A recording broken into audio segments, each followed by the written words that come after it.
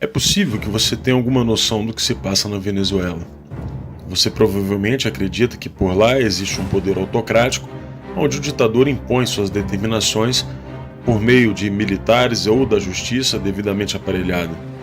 Mas não é bem assim. E o que você vai ver agora mudará sua forma de enxergar as coisas. E se você assistir até o fim, provavelmente perceberá que um sistema muito semelhante começa a se instalar no Brasil. Na Venezuela, alguns grupos operam como proprietários de suas áreas. São os coletivos. A primeira função do coletivo é defender a Revolução Bolivariana, e para isso eles dispõem de todo tipo de armamento e equipamento necessário para atacar qualquer um que se opõe ao modelo, ou seja, para atacar os reacionários. Esses grupos impõem uma espécie de disciplina dentro de seus territórios. Eles têm um código de honra próprio. Muitos até se gabam de manter dentro de suas áreas um índice de criminalidade abaixo da média nacional, que por sinal são os piores do mundo, com 70 homicídios a cada 100 mil habitantes. Existem centenas de coletivos, todos eles armados com rifles portáteis, granadas, e 2 deles, os Carapaicos e Tupamaros, receberam treinamento militar dos guerrilheiros das Farc colombiana. Além disso, eles têm relações estreitas com outras gangues paramilitares, como os Los Rastrojos, também da Colômbia, que lhes fornecem armas. Esse grupo colombiano vive em conflito com o Exército de Libertação Nacional da Colômbia, que já se faz presente em 10 estados venezuelanos. O conflito entre essas organizações é uma constante, a disputa por territórios, muito parecido com o que acontece no Brasil. O governo venezuelano sustenta esses grupos por meio de planos sociais, concede recursos para seus projetos culturais e são eles que cuidam da distribuição de alimentos, entre outras benesses, naquele ambiente de fome e miséria. Enquanto mantém a sua fachada social, esses grupos atuam no tráfico de drogas, roubo de automóveis e outras ações características do crime organizado. Quem começou tudo isso foi Hugo Chávez, que financiou e permitiu que esses grupos crescessem nos bairros pobres do país. Nicolás Maduro herdou esse sistema, e os grupos que não estão sob seu controle estão sob o controle de 2 figuras sombrias do regime: Diosdado Cabello, acusado de ser um barão do narcotráfico da América Latina, e Fred Bernal, atual chefe nacional dos comitês locais de abastecimento e produção. Desde 2014, esses grupos mantêm uma função de reprimir as mobilizações lado a lado com a polícia militar do chavismo. O número de assassinatos praticados por esses grupos é incalculável.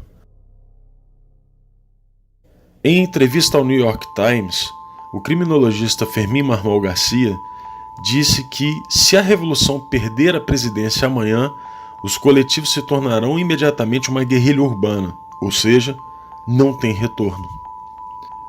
Os coletivos mais conhecidos são o Movimento Revolucionário de Libertação Carapaica, que usam vestimentas militares e escondem o rosto, e o seu líder é o comandante Murat. Suas armas incluem M4, rifles FAL, e são considerados um dos 2 grupos mais perigosos. O segundo grupo mais perigoso é o La Pedrita, que nasceu em 1985 por Carlos Ramírez Valentim. São responsáveis por inúmeros homicídios. Outro grupo conhecido é os Los Tupamaros, é uma organização de tendência marxista-leninista que herdou o nome do grupo guerrilheiro uruguaio sob o lema Comuna ou Nada. Esse grupo é apontado como o principal repressor dos protestos de oposição ao regime de Maduro. Existe a Coordenadoria Simón Bolívar, que atua em Caracas e se autoproclama um dos coletivos fundadores do regime. O coletivo Alexis Vive é conhecido por suas ações armadas e recentemente atacou as instalações do maior sindicato empresarial do país.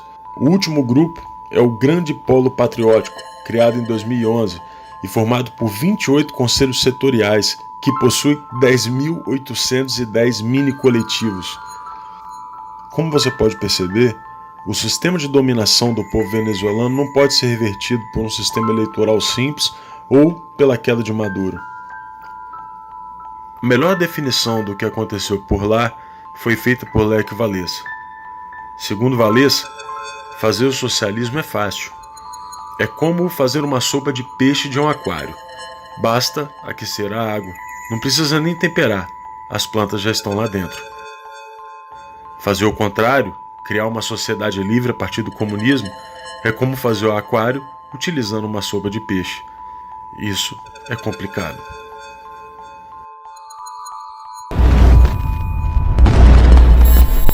E venha, isso é com isso que eu vou terminar, venha Bolsonaro, venha que nós vamos organizar a rapaziada da periferia e nós vamos ver quem é que vai resolver essa parada.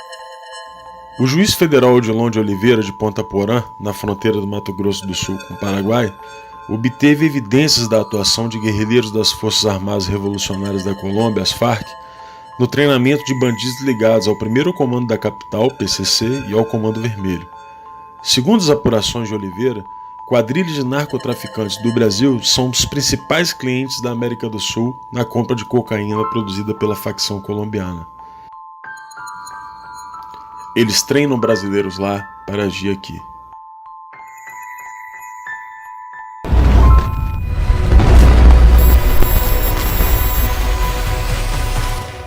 A revolução do lumpenproletariado já está em andamento no Brasil. O lumpenproletariado, esse produto passivo da putrefação das camadas mais baixas da velha sociedade, pode, às vezes, ser arrastado ao movimento por uma revolução proletária. Todavia, suas condições de vida o predispõem a vender-se à reação. Karl Marx. Você consegue se lembrar do Brasil antes de 2002? Pois é, não existiam cracolândias por aqui. A partir da vitória de Lula, a droga derivada da cocaína tomou conta do país, escravizando um número imensurável de brasileiros. Tais indivíduos são capazes de lutar com maior coragem, mas são propensos a ações destrutivas. Conduzidos de maneira correta, podem converter-se numa força revolucionária. Mao Tse-tung, em Análise das Classes e Sociedade Chinesa. Frantz Fanon é um teórico marxista muito conhecido entre as esquerdas. Seguidor do maoísmo, é proponente de uma revolução mundial, razão pela qual ações muito semelhantes acontecem em todos os lugares onde o comunismo possui seus tentáculos.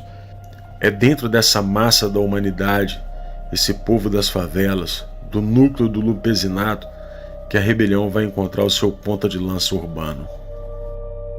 Venha Bolsonaro, venha que nós vamos organizar a rapaziada da periferia e nós vamos ver quem é que vai resolver essa parada. Este lumpenproletariado é como uma horda de ratos. Você pode chutá-los e jogar pedras neles, mas, apesar de seus esforços, vão continuar roendo as raízes da árvore. O lumpenproletariado, uma vez que é constituído, traz todas as suas forças para pôr em risco a segurança da cidade. E é o sinal da decadência irrevogável, a gangrena sempre presente do coração do sistema colonial. Aqui no Brasil, a gente reagiu. Fomos às ruas e exigiu o fim de um governo que estava corroendo a nossa sociedade por dentro. E conseguimos uma vitória singela, mesmo que os revolucionários tivessem tentado impedir de todas as formas. Acontece que a revolução lumpenproletariada estava em andamento por aqui, e não será fácil reconstruir um aquário a partir de uma sopa de peixe deixada pelo petismo. Você então se pergunta como podem haver banqueiros, artistas, intelectuais e membros da elite que não conseguem perceber esse tipo de situação e ainda assinam manifestos junto com Ciro Gomes, que, como já vimos, tem exata noção do que está acontecendo. E para isso, Karl Marx também tem uma explicação. A aristocracia financeira, tanto no modo de obter seus ganhos quanto no modo de desfrutar deles, nada mais é que o renascimento do lumpenproletariado nas camadas mais altas da sociedade burguesa. O lumpenproletariado não está limitado aos drogados, bandidos, famigerados da classe marginalizada. Estão nos poderes, nas corporações, na mídia e no judiciário. Veja que até as opiniões de alguns jornalistas conhecidos têm mudado. Isso acontece de acordo com a mudança de quem banca os seus contra-cheques. São as pércoras do jornalismo, ou os degenerados da informação. No judiciário, do mesmo modo, um número cada vez maior de criminosos é colocado nas ruas. Parte deles para alimentar a massa revolucionária, e outros vinculados justamente aos grupos que tratamos há pouco. Tudo isso é feito às claras, não existe segredo. Preciso que a gente denuncie isto. Que a gente anteveja esse tipo de manobra. Porque não se pode fazer isso com o Supremo Tribunal Federal. Agora eu vou dar uma desperto e vou conseguir a decisão do aborto. De preferência, na turma com 3 ministros. Aí a gente faz um 2-1. E deixa de fora desse seu mau sentimento. Você é uma pessoa horrível. Uma mistura do mal com atraso e pitadas de psicopatia. Isso não tem nada a ver com o que está sendo julgado. É um absurdo, Vossa Excelência, aqui fazer um comício cheio de ofensas, grosserias. Vossa Excelência não consegue articular um argumento, fica procurando. Já ofendeu a presidente, já ofendeu o ministro Fux, agora chegou a mim. A corrosão do Conselho de Justiça da nossa própria Carta Magna atende ao conceito de Revolução Lumpen. Afinal, a disciplina e os códigos de honra, como já vimos, terão que ser aplicadas por grupos criminosos ao fim da conclusão do processo revolucionário. Agora que você já sabe qual é a situação que nos encontramos, eu faço um pedido. Não desista do Brasil.